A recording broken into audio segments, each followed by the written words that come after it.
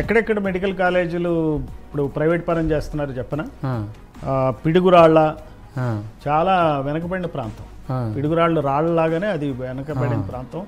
అక్కడ ఏ రకమైనటువంటి వైద్య సౌకర్యాలు ఉండవు. అది తీవ్రవాద నక్సలైట్ ప్రభావిత ప్రాంతం కూడా.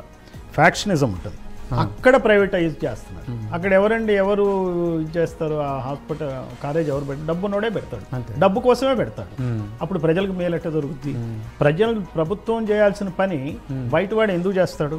అట్లానే మీకు మార్కాపురం బాగా వెనకబడిన ప్రాంతం, పెనుగొండ బాగా వెనకబడిన ప్రాంతం.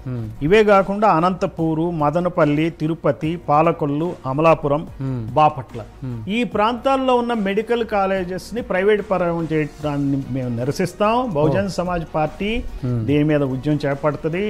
ఈ ప్రాంతాల అన్నిట్లో కూడా వీళ్ళని నిలదీస్తాం.